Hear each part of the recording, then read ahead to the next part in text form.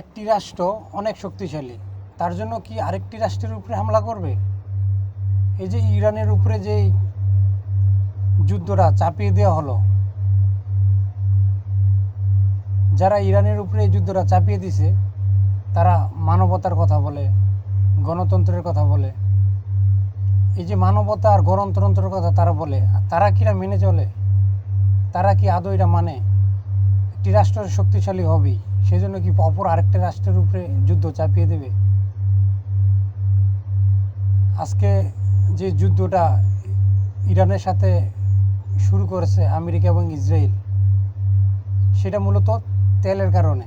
কারণ ইরানের কাছে তেল আছে, বিশ্বের 1/3 তেলের মালিক হচ্ছে ইরান। সেই তেল তাদের নিয়ন্ত্রণে নেওয়ার জন্য তারা এই যুদ্ধটা ইরানের উপরে চাপিয়ে দিছে। তো এটা হচ্ছে দুর্বলদের উপরে আঘাত করা। যারা শক্তিশালী তারা দুর্বলদের উপরে ঝাঁপিয়ে পড়বে, তাদেরকে আঘাত করবে। কিন্তু তারাই আবার বলবে মানবতার কথা। এটা কি ভাবা যায়?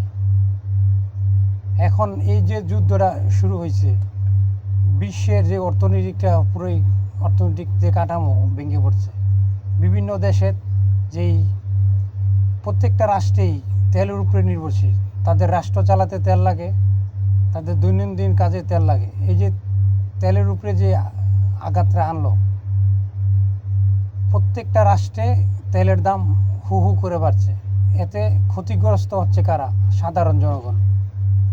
কারণ যারা সাধারণ জনগণ আছে তাদের ব্যয় বাড়ছে, কিন্তু ইনকাম কিন্তু বাড়ছে না। তাদের ইনকাম কমে যাচ্ছে, ব্যয় বেড়ে যাচ্ছে। তাহলে কষ্টে ভুগছে কারা? সাধারণ মানুষ, যারা নিম্ন আয়ের মানুষ, যারা অল্প আয়ের মানুষ, তাদের এই কষ্টটা, তাদের এই ভোগান্তিটা বাড়ছে। তো যারা মানবতার কথা বলেন, তারা নিজের আগে মানবতা মানেন, তারপরে আপনারা মানবতা এবং গণতন্ত্র আপনি শিখে দিয়েছেন। আমরা মনে করি ইরান এই যুদ্ধে জয়ী হবে, আমরা সেই দোয়াও করি। কারণ ইরান যদি হেরে যায়, হেরে যাবে, সত্য হেরে যাবে এবং মিথ্যায় বিজয়ী হবে।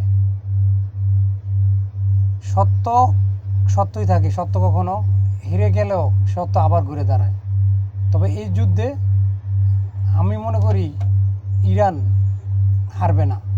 কারণ বিগত যে যুদ্ধগুলা আমেরিকা চালাইছে বিভিন্ন রাষ্ট্রের উপরে, ইরাক, সিরিয়া এবং বিভিন্ন রাষ্ট্রের উপরে যে দুর্বল রাষ্ট্রগুলোর উপর যে যুদ্ধগুলা তারা চালিয়েছে, সেই যুদ্ধগুলাতে তারা এই দেশগুলোতে একদম নিঃশেষ করেছে। দেশগুলারে একদম পথে বসিয়ে দিয়েছে। দেশগুলারে এমনভাবে আঘাত করছে, তাদের মেরুদণ্ড ভেঙে দিয়েছে। কিন্তু ইরানের যদি আমরা বলি, ইরানের ক্ষেত্রে সেটা ভিন্ন। ইরান তারা সর্বোচ্চটা দিয়ে তারা প্রতিহত করার চেষ্টা করছে এবং তারা বাধ্য করছে এটা বলার জন্য যে ইরানকে আর থামানো সম্ভব না।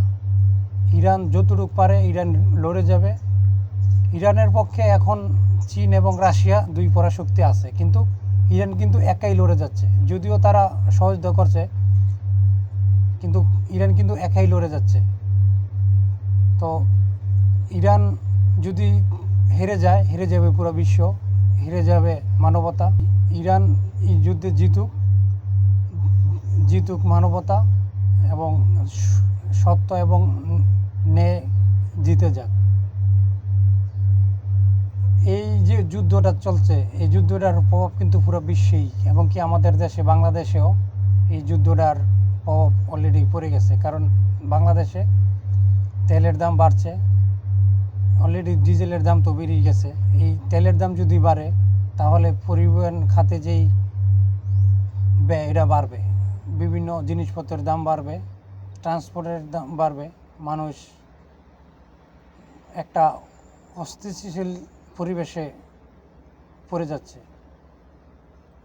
তো আমরা যেটা করতে পারি সাধারণ জনগণ, এই যে যুদ্ধটা কতদিন চলবে, যদিও চাম বলছে যে 4 সপ্তাহ চলবে, কিন্তু এই যুদ্ধ কিন্তু আজও 4 সপ্তাহ শেষ হবে কিনা সেটা বলা যাচ্ছে না। এই যুদ্ধ মাসের পর মাস চলতে পারে এবং কি বছরও চলতে পারে। তাহলে আমাদের করণীয় হচ্ছে আমরা হাতে পর্যাপ্ত পরিমাণের ক্যাশ রাখবো।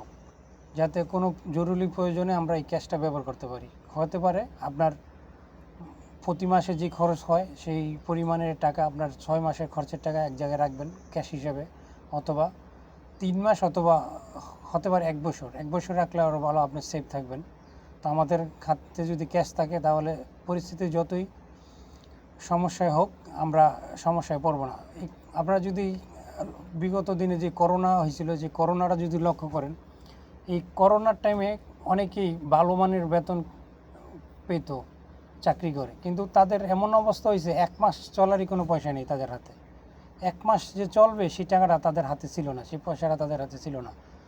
তা আমরা যাতে বড় কোনো সমস্যায় না পড়ি সেজন্য আমাদের হাতে 3 থেকে 6 মাস, যদি হয় 1 বছরের চলার টাকার আমরা হাতে ক্যাশ রাখবো, তাহলে আমরা বড় কোনো বিপদ থেকে রক্ষা পেয়ে যাব। আর যদি সেটা না করি তাহলে এমন এমন বিপদ আমাদের সামনে আসতে পারে যেটা আমরা সামাল দিতে কষ্ট হয়ে যাবে। আমাদের হয়তোবা জমি বিক্রি করতে হতে পারে, অথবা আমাদের যে এই বিনিয়োগ সেটাও বন্ধ হয়ে যেতে পারে। আমরা যেই পরিমাণের বিভিন্ন ডিপিএস অথবা বিভিন্ন শেয়ার বাজার যে বিনিয়োগ করি সেটাও ভেঙে আমরা নিয়ে আসতে হতে পারে। তা সেজন্য আমাদের অনেক আর্থিক দিক দিয়ে অনেক ক্ষতি হয়ে যাবে যদি আমরা ক্যাশ যদি না রাখতে পারি। সো আমরা ক্যাশ রাখবো এবং ভবিষ্যতের যেই দুঃসময়, সেই দুঃসময় মোকাবেলা করার জন্য আমরা প্রস্তুত থাকবো। অন্ততপক্ষে 3 থেকে 6 মাসের টাকা আমার হাতে ক্যাশ অবশ্যই রাখতে হবে।